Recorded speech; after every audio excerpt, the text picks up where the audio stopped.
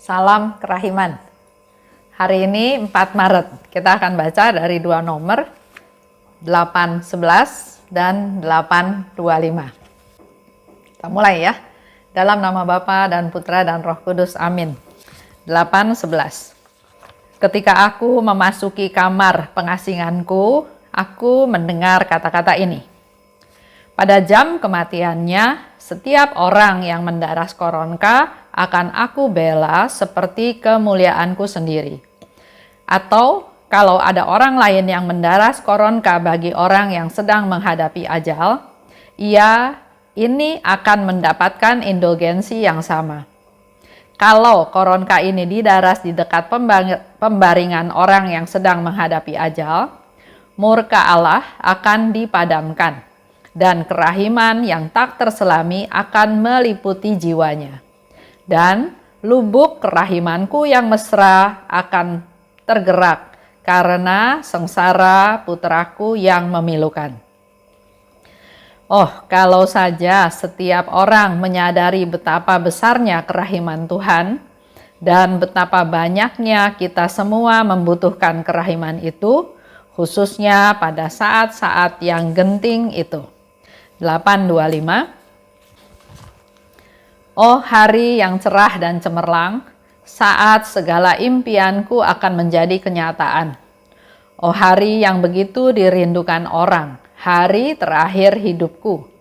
Dengan penuh sukacita aku menatap ke depan, ke coretan terakhir yang akan digoreskan oleh seniman ilahi pada jiwaku, yang akan memberi jiwaku suatu keindahan yang unik yang akan membedakan aku dari keindahan semua jiwa yang lain. Oh hari yang agung, saat kasih ilahi akan menetap di dalam diriku. Pada hari itu, untuk pertama kalinya aku akan melakukan di hadapan surga dan bumi nyanyian kerahiman Tuhan yang tak terselami. Inilah karya dan misiku yang ditentukan Tuhan bagiku sejak awal dunia. Agar supaya nyanyian jiwaku itu dapat menyenangkan Tritunggal yang Maha Kudus, oh Roh Allah, arahkan dan bentuklah sendiri jiwaku.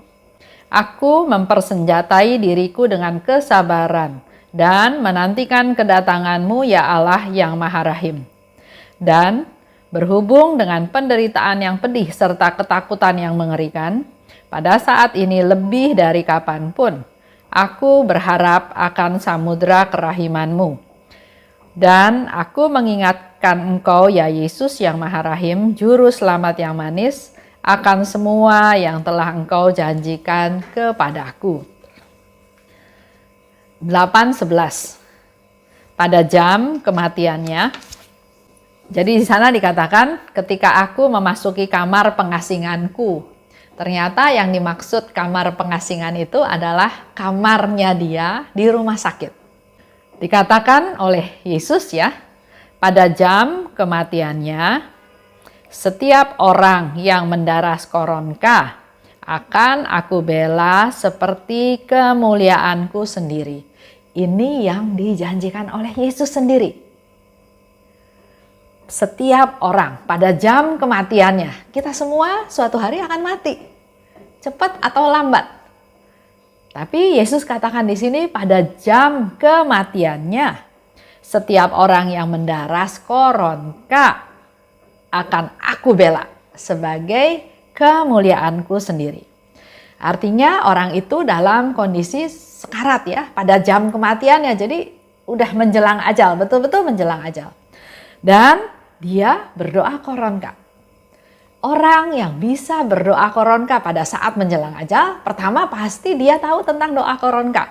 Dia sering mengulang-ulang doa koronka tersebut.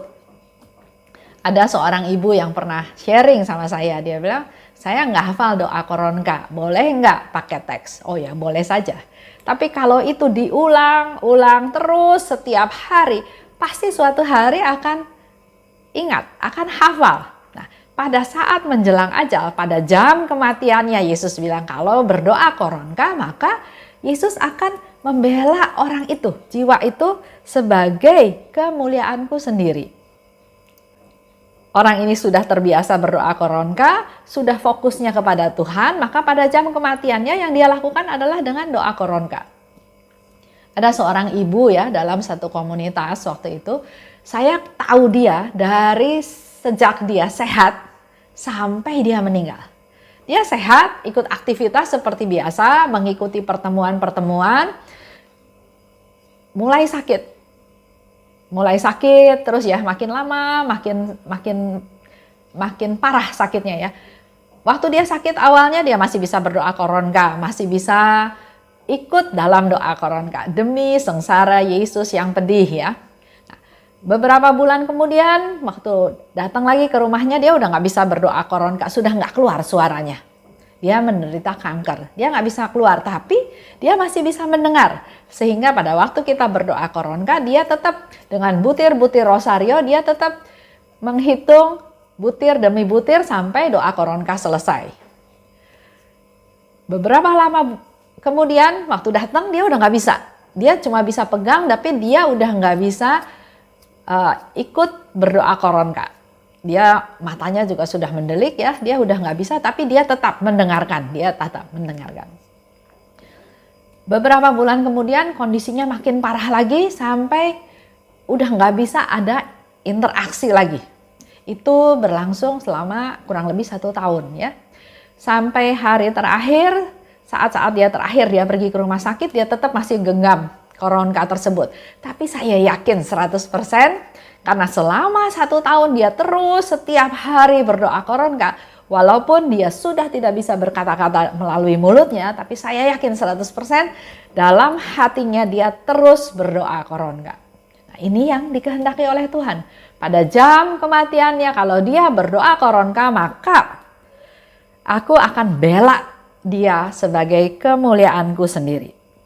Doa koronka itu sangat penting pada jam kematiannya, pada sakratul mautnya. Seperti yang kemarin saya cerita ya, orang kalau sudah mau menjelang ajal, apa sih yang dipikirkan, yang dilihat? Pasti ingat dosanya. Aduh, dosa saya besar, saya egois, saya jahatin orang, saya bikin orang lain susah, saya berdosa, saya terus fokusnya ya. Ada ketakutan itu, ada kekhawatiran itu. Tapi dengan doa koronka kita tahu. Pertama, doa koronka adalah doa yang diajarkan oleh Yesus dan Yesus minta berdoa koronka.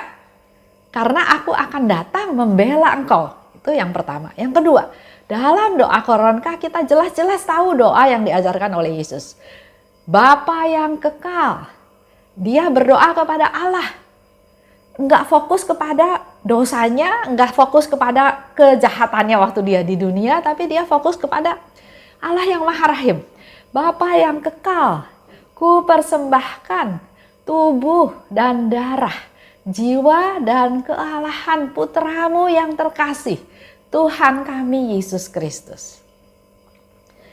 Lihat ya, kalau orang berdoa koronka menjelang ajal, yang jadi fokus bukan dosa, tapi dia mau mengimani kerahiman Tuhan tersebut. Dia tahu Yesus sudah berkorban. Yesus membela dia, bahkan wafat di kayu salib untuk membela dia supaya dia mengalami kerahiman Tuhan. Itu yang berlaku dalam doa koronka. Jadi wajar ya ada ketakutan dalam sakratul maut. Tapi kalau dia kenal doa koronka, kalau dia kenal kerahiman Tuhan, kalau dia berdoa doa koronka, maka fokusnya bukan pada dosa, tapi pada kerahiman Tuhan, pada kebaikan Tuhan, pada kemurahan Tuhan. Maka dengan iman seperti itu, dia berani datang pada Tuhan, bertobat, minta ampun pada Tuhan, dan yakin 100% Yesus akan membela dia sebagai kemuliaannya. Jadi bukan sesuatu kematian yang menakutkan, tapi ini adalah langkah awal untuk dia masuk ke kehidupan kekal. Jadi mari kita rajin-rajin mengajarkan, mewartakan, menceritakan, mengajar orang untuk berdoa koronka. Karena itulah satu-satunya bekal dia menjelang ajal. Harta, kekuasaan, nggak bisa. Ini sudah dibuktikan dalam masa pandemi ini. Begitu banyak orang yang terkenal, orang yang hebat, orang yang kaya, bahkan yang masih muda, yang sehat. Itu nggak bisa menolong dia untuk bertahan. Akhirnya dia harus meninggal. Hari ini kita dikasih tahu bahwa doa koronka adalah senjata yang diberikan oleh Tuhan untuk kita dalam masa menjelang ajal tersebut. Fokus pada kerahiman Tuhan, maka kita pun menengok, mengunjungi, berdoa untuk orang-orang yang sedang sekarat supaya mereka mengenal kerahiman Tuhan. Jangan putus asa seperti seorang pendosa yang Bapak Ibu pernah dengar juga ceritanya kan ya? Dia sudah menjelang ajal tapi dia yakin Tuhan gak akan ampuni dia, jadi dia juga gak mau minta ampun. Ceritanya seperti itu ya. Tapi dengan hari ini kita tahu Tuhan memberikan doa koronka sebagai senjata terakhir untuk kita. Dan selanjutnya lagi, demi sengsara Yesus yang pedih, tunjukkanlah belas kasih-Mu kepada kami dan seluruh dunia. Kalau kita doa lagi tadi ya, Bapa yang kekal. Bapa yang kekal, ku persembahkan kepadamu tubuh dan darah, jiwa dan kealahan putramu yang terkasih Tuhan kami Yesus Kristus sebagai pendamaian untuk dosa kami dan dosa seluruh dunia. Kita berdosa, kita putus hubungan sama Tuhan. Tapi melalui pengorbanan Yesus, melalui Yesus yang dipersembahkan menjadi suatu pendamaian. Relasi kita dengan Allah nyambung lagi. Kita didamaikan dengan Allah. Karena kita semua tahu, Yesus datang ke dunia, Yesus datang dan hidup di bumi ini untuk menjadikan semuanya mulia. Baik yang di bumi maupun di surga. Sehingga dikatakan, aku akan membela dia demi kemuliaanku sendiri. Kalau orang-orang lain mendaras koronka dekat orang yang sedang menghadapi ajal. Mungkin dia bisa berdoa koronka, tapi pada saat dia menghadapi ajal, dia sudah nggak mampu lagi berdoa koronka. Seperti yang saya ceritakan teman saya tadi ya, dari mulai bisa berdoa, bisa mengikuti, bahkan akhirnya dia udah nggak bisa berdoa. Nah, pada saat itu, walaupun kita tahu dia bisa berdoa dalam batin, tapi alangkah baiknya kalau kita juga berdoa koronka di samping pembaringan orang yang sedang sekarat tersebut. Dan kita berdoa pada Tuhan supaya Tuhan memberi indulgensi pada si sakit tersebut. Di sini Tuhan janji dia akan memberikan indulgensi yang sama seperti yang kita minta untuk si sakit. Sebagai doa kita itu adalah sebagai hadiah untuk si sakit sebelum dia meninggal dan masuk surga. Itu yang paling diperlukan, yang paling dipentingkan oleh si sakit yang sedang sekarat. Doa supaya dia bisa segera masuk ke surga. Ini yang paling diharapkan oleh si sakit. Tapi pada saat yang sama kita harus tahu ini yang paling ditakuti oleh si setan. Oleh sebab itu, kita memang harus terus berjaga-jaga, harus hidup dalam doa supaya kita kuat, supaya kita menang. Dikatakan lebih lanjut oleh Tuhan ya, kalau koronka ini didaras di dekat pembaringan orang yang sedang menghadapi ajal, murka Allah diredakan dan kerahiman yang tidak terselami meliputi jiwanya. Bapak Ibu kalau baca diary Faustina juga tahu, Yesus pernah minta pada Suster Faustina untuk berdoa koronka untuk orang yang sedang sekarat. Waktu Suster Faustina datang, dia melihat memang ada banyak bayangan hitam sedang menunggu jiwa dari si sakit ini. Begitu dia meninggal, jiwa itu dia mau tangkap. Tapi dengan berdoa koronka, si bayangan hitam, si kuasa jahat itu gerah, nggak happy, marah, teriak-teriak, tapi tetap dia kalah oleh kuasa Tuhan, oleh doa koronka tersebut. Sehingga akhirnya dia lari dengan menjerit ketakutan. Dan orang yang sedang sekarat tersebut akhirnya meninggal dalam damai, karena dia sudah didamaikan dengan Allah. karena murka Allah sudah reda. Dan lubuk kerahimanku yang mesra akan tergerak karena sengsara putraku yang memilukan. Itu yang disebutkan ya dalam doa Koronka, demi sengsara Yesus yang pedih. Bapa yang kekal, ku persembahkan kepadamu tubuh dan darah, jiwa dan kealahan putramu yang terkasih Tuhan kami Yesus Kristus. Di sini dikatakan, kerahimanku yang mesra akan tergerak karena sengsaraku yang memilukan.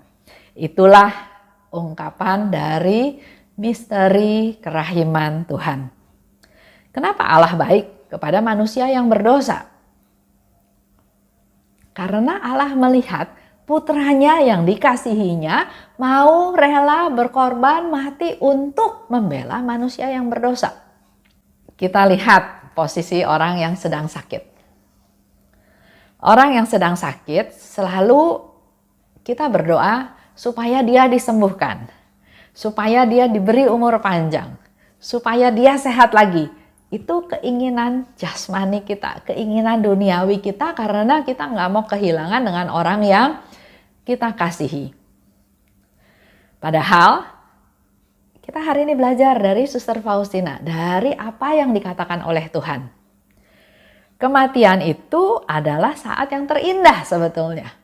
Saat kita bertemu dengan Tuhan, saat kita atau si sakit sudah tidak usah menderita sakit lagi, udah nggak usah merasakan kesusahan hidup di dunia lagi, tapi bisa menikmati hidup yang kekal.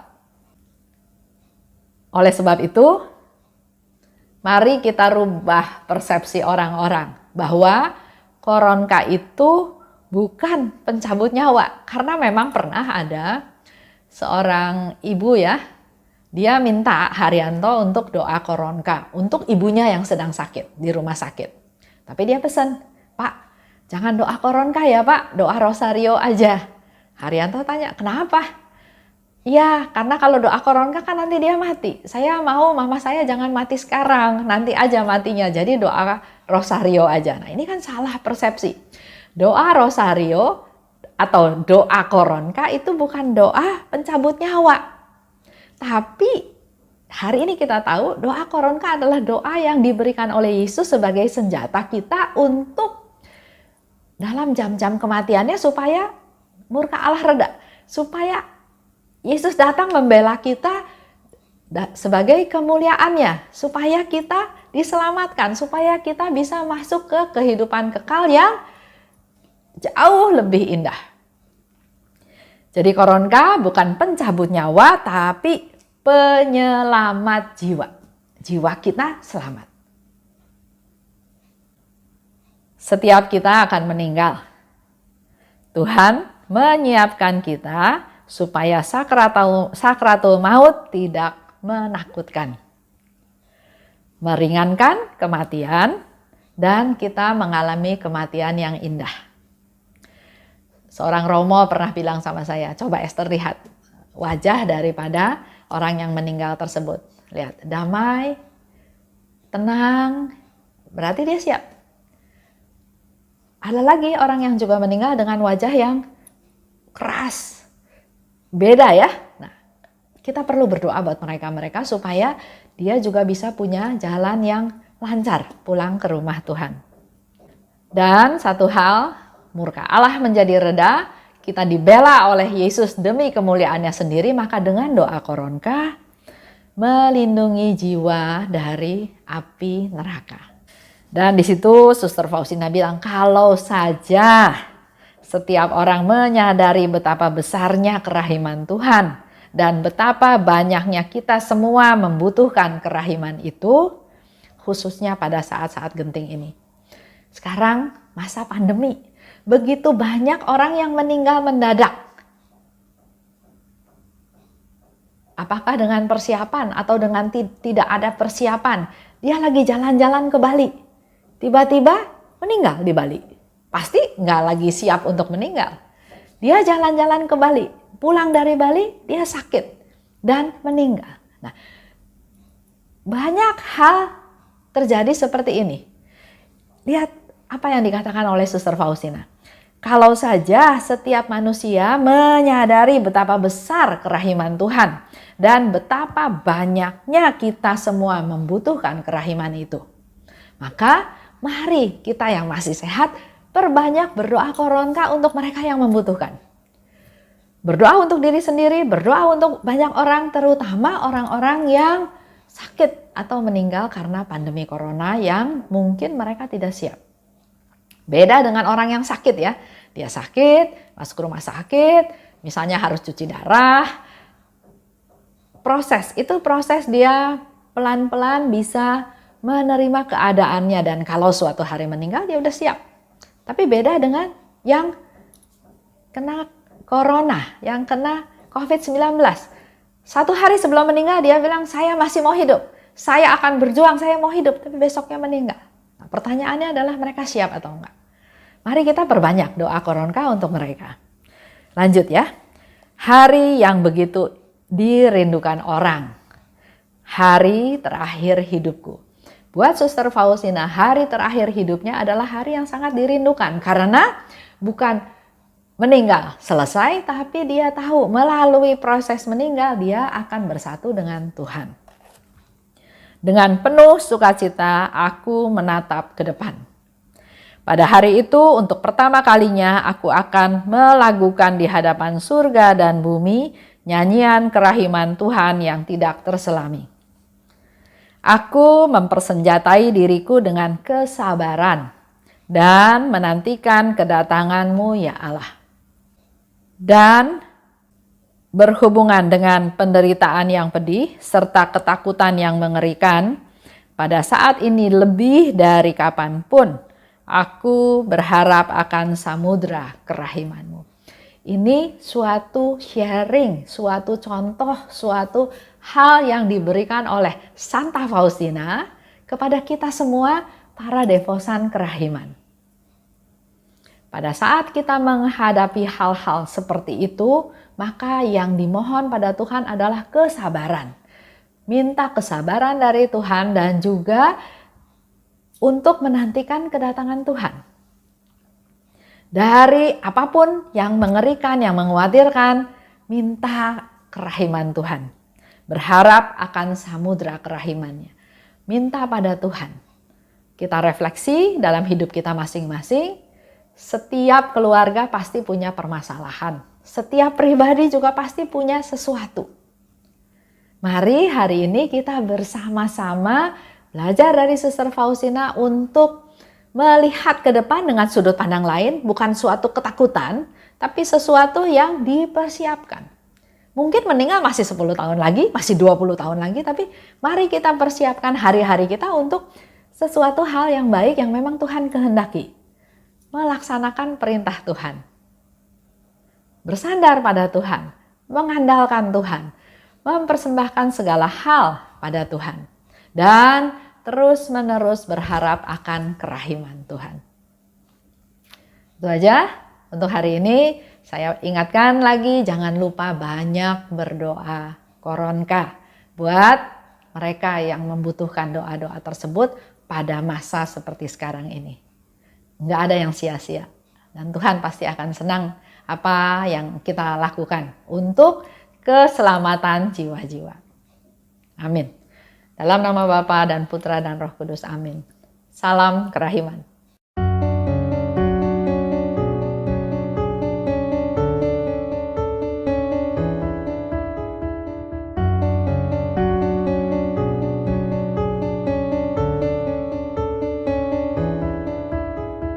Mengapa engkau membiarkan banyak dosa dan kejahatan? Mengapa engkau tidak menghukumnya? Ternyata engkau masih memberi kesempatan. Dia memperpanjang masa kerahiman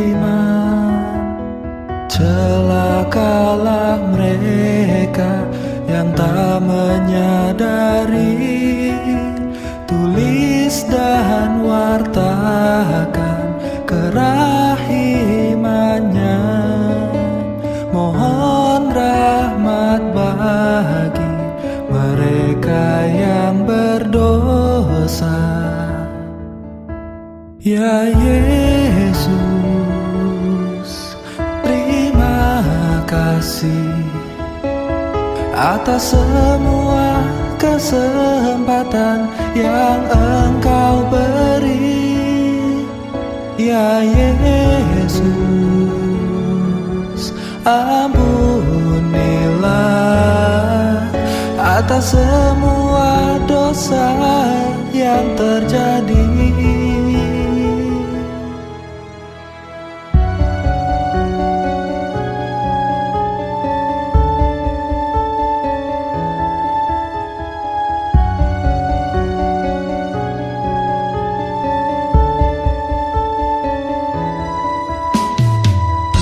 Mengapa Engkau membiarkan banyak dosa dan kejahatan? Mengapa Engkau tidak menghukumnya? Ternyata Engkau masih memberi kesempatan. Dia memperpanjang masa kerahiman. Celakalah mereka yang tak menyadari, tulis dan wartakan kerahimannya. Mohon rahmat bagi mereka yang berdosa. Ya Yesus, terima kasih atas semua kesempatan yang Engkau beri. Ya Yesus, ampunilah atas semua dosa yang terjadi. Ya Yesus, terima kasih atas semua kesempatan yang Engkau beri. Ya Yesus, ampunilah atas semua dosa yang terjadi.